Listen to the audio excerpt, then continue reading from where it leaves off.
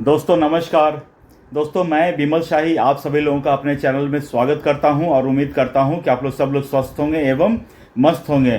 सभी राष्ट्रवादियों और सनातनियों से ये निवेदन है कि आप लोग मेरे चैनल को सब्सक्राइब कर लीजिए और वीडियो को लाइक एवं शेयर भी कीजिए। दोस्तों एक बहुत पुरानी कहावत है कि आपके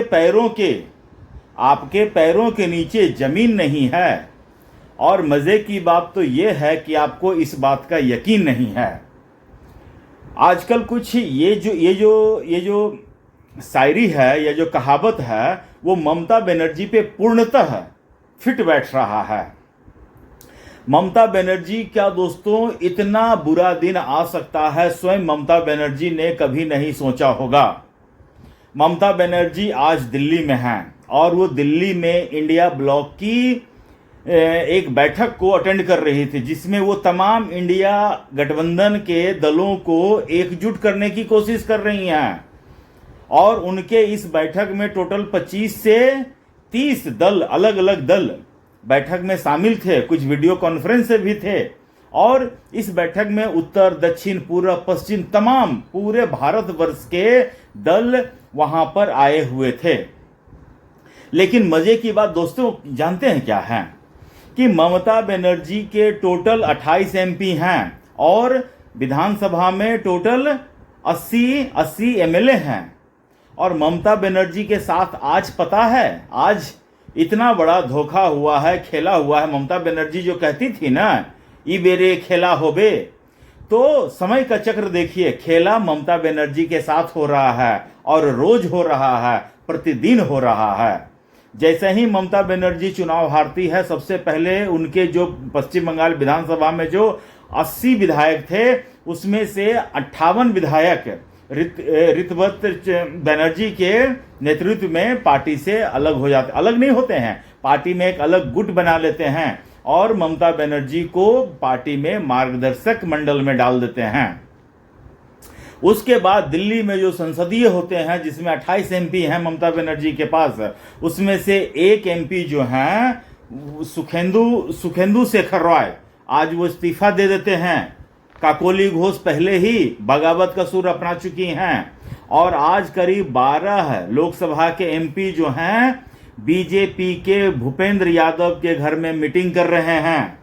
दोस्तों सोचिए कितनी बड़ी विडंबना है। उधर ममता बनर्जी इंडिया ब्लॉक के लीडर्स के साथ मीटिंग कर रही हैं कि इंडिया ब्लॉक को नेताओं को एकजुट रखना है, और इधर उनके विधायक हैं, सांसद जो हैं, वो बीजेपी के साथ मीटिंग कर रहे हैं कि हमको तृणमूल के साथ नहीं रहना है। कितनी अजीब विडंबना है। जो ममता बनर्जी अपने एमएलए और एमपी को एकजुट नहीं रख पाई, वो ममता बनर्जी पूरे भारत के नेताओं को एकजुट करने चल रही हैं, सोचिए। और इसी बीच मीटिंग भी चल रहा है। इसी बीच खबर आते हैं कि फालता वाला जो पुष्पा था, वही पुष्पा झुकेगा नहीं वाला, जो चुनाव से पहले भाग गया था, आज तक लापता था। कल तक तो ये पता चल रहा था कि उसका कोई खोज खबर ही नहीं थी। मैं तो सोच रहा था कहीं एसटीएफ वाला उसको टपका न दिए हों, लेकिन आज पता चला है कि जहांगीर खान को एसटीएफ ने नेपाल बॉर्डर से गिरफ्तार कर लिया है। मुझे तो लग रहा था कि गिरफ्तार करने की जरूरत क्या है। जहांगीर खान, शाहजहां खान, इन सबको गिरफ्तार करके शुभेंदु दादा ठीक बोले थे कि टैक्स के पैसा से उनको हम क्यों खिला रहे हैं। इन लोगों को तो बाहर निकाल दीजिए, पश्चिम बंगाल की जनता इन लोगों का हिसाब किताब कर देगा। तो फिर भी अभी उसके बारे में बात नहीं करेंगे।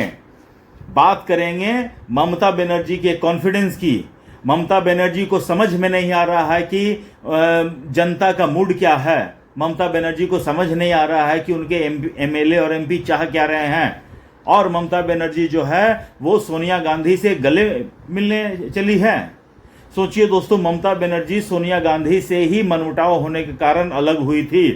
टीएम से लेफ्ट वालों से भीषण संघर्ष करके पश्चिम बंगाल में 15 साल शासन किया, और आज कांग्रेस, लेफ्ट, टीएमसी तीनों एक ही टेबल पर मौजूद थे, मीटिंग कर रहे थे कि बीजेपी को किस तरह हराना है। सोचिए विडंबना क्या है। और यहाँ ममता टीएमसी का आज के डेट में, टीएमसी कर रहे हैं लेफ्ट, आज के डेट में पूरे भारत से स्वाइप आउट हो चुके हैं, कहीं उनकी सरकार नहीं है। उनका भी कॉन्फिडेंस ऐसा ही है कि उनकी पैरों तले जमीन नहीं है, लेकिन उन्हें इस बात का यकीन नहीं है। राहुल गांधी का भी सेम स्थिति है, पैरों तले जमीन नहीं है और इस बात का उसे भी यकीन नहीं है।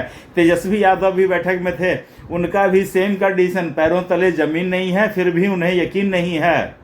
हेमंत सोरेन अभी ठीक ठाक हैं, झारखंड में उनकी सरकार है। महबूबा मुफ्ती भी थी, उनका भी सेम स्थिति, पैरों तले जमीन नहीं है और इस बात का उन्हें यकीन नहीं है। उमर अब्दुल्ला बैठक में थे, आम आदमी पार्टी बैठक में नहीं थे। डीएमके जो दो मजबूत पार्टियां थी उनको इन लोगों ने पहले ही बाहर कर दिया या खुद बाहर हो चुके हैं। तो इंडिया अलायंस की बैठक में जितने भी दल थे सबका एक ही जैसा समान सोच वाली पार्टी कि हमारे पैरों तले जमीन नहीं है और इस बात का हमें यकीन नहीं है। सोचिए आज कौन कौन से एमपी जो हैं वो ममता बनर्जी से बगावत करके भूपेंद्र यादव के घर में मीटिंग कर रहे थे। हावड़ा से एमपी हैं प्रसून बनर्जी, बर्धमान पूर्व की एमपी हैं शर्मिला सरकार, कूच बिहार से एमपी हैं जगदीश चंद्र वासुनिया, बांकुरा से हैं आरूप चक्रवर्ती, झारग्राम से हैं कालीपारा सोरेन, बोलपुर से हैं असित मल, मथुरापुर से हैं बापी हल्दर, से कोकिला बनर्जी तो हैं ही, और भी बहुत सारे एमपी पाइपलाइन में। ये इतनी एमपी हैं जो मिलने के लिए गए हैं आज भूपेंद्र यादव से चिट्ठी लेके कि हमको बीजेपी में शामिल कर लीजिए। और विधायक तो पहले ही उनसे हाथ से जा ही चुके हैं। लोकसभा से भी ये सारे एमपी जो हैं वो लोकसभा से हैं। राज्यसभा में भी ममता बनर्जी के 12 से 13 एमपी हैं, राज्यसभा से भी उनके एमपी उनके हाथ से जाएंगे। तो अभी तो ये सिर्फ 12 से 15 एमपी जो हैं भूपेंद्र यादव से मिलने के लिए पहुंचे थे, लेकिन पाइपलाइन में पीछे बहुत सारे एमपी हैं जिनका मैसेज लेकर पहुंचे थे। कुछ दिन पहले ऋतुवत बनर्जी ने भी कहा था कि हम पश्चिम बंगाल के एमपी को कॉल कर रहे हैं, उनका फ़ोन इधर स्विच ऑफ जा रहा है या नॉट रीचेबल जा रहा है। तो बाद में एक आदमी थे, कोई और थर्ड पर्सन थे, वो ऋतुवत बनर्जी को फ़ोन कर रहे थे कि आपके एमएलए एमपी जो हैं हमारे पास हैं, आप इनसे बात कर लीजिए। तब जाके उस एमपी से बात हो पाया ऋतुवत बनर्जी का, और फिर अपने भावनाओं को आदान प्रदान किया है और ये सारा चीज हो रहा है। दोस्तों आपको नहीं लगता है कि आज के जो इंडिया अलायंस के नेता हैं वो जनता से कितने कट चुके हैं? नहीं लगता आपको? उनको जनता क्या चाह रही है इस बारे में पता ही नहीं है। जनता आज के समय में राष्ट्रवाद चाह रही है। आज के समय में जनता जय श्री राम बोलना चाह रही हैं, और आप चाहते हैं कि उनके जय श्री राम को आप दबा के रखेंगे, उनके आप राष्ट्रवाद की भावनाओं को दबा के रखेंगे और ऐसे कॉकरोच पार्टी को आप समर्थन देंगे? ये कभी हो नहीं सकता है। और जब तक ये नेता जो है आम आदमी, आम जनता की भावनाओं को नहीं समझेंगे। देखिए ममता बनर्जी, इन्हें लग रहा था कि बंगाल में ये अजय हैं, इन्हें कोई हरा ही नहीं सकता है। हारी ना। केजरीवाल को ऐसा ही लगता कि दिल्ली में वो अजय है, कोई हरा ही नहीं सकता है। यही हाल केजरीवाल को पंजाब में लग रहा है। उन्हें लग रहा है कि पंजाब के लोगों को हम इतना ड्रग्स दे देंगे कि पंजाब के लोग कभी नशे से बाहर निकल ही नहीं पाएंगे। ऐसा नहीं होगा अरविंद केजरीवाल, पंजाब के लोग नशे से बाहर निकलेंगे, और जिस दिन निकलेंगे उस दिन तुम आम आदमी पार्टी और कांग्रेस दोनों का सफाया तय है। एक बार बस पंजाब के आदमियों को नशे से बाहर निकल जाने दो। तो ये सारा पोजीशन चल रहा है दोस्तों। एक तरफ ममता बनर्जी इंडिया अलायंस की बैठक कर रही है और दूसरी तरफ उनके एमएलए जो है बीजेपी के साथ बैठक कर रही हैं। मतलब कि खुद के एमएलए एमपी संभलते नहीं हैं, अब पूरे भारत के लोगों को, पार्टी को एकजुट करने जा रहे हैं, वो भी किसके खिलाफ?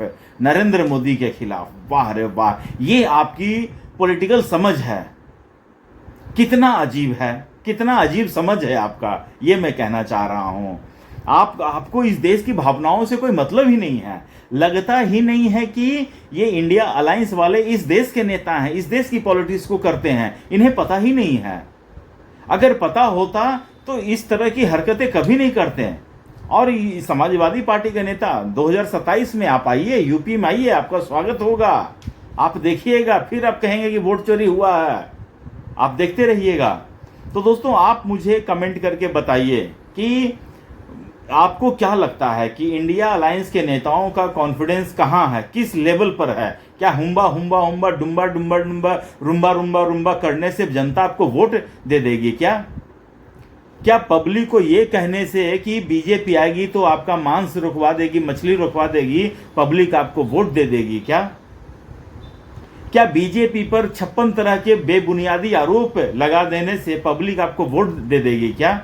मुझे नहीं लगता है दोस्तों। पब्लिक को आपको बताना होगा कि आपने क्या काम किया है पिछले 15 साल में, पिछले आपकी जब कभी भी सरकार रही थी, आपका काम क्या है, और अगर आप सरकार में नहीं है तो आपका प्रोजेक्शन क्या है, आप क्या चीज़ करेंगे, आप कौन कौन सा काम डिलीवर करके जनता को देंगे, ये बताना होगा।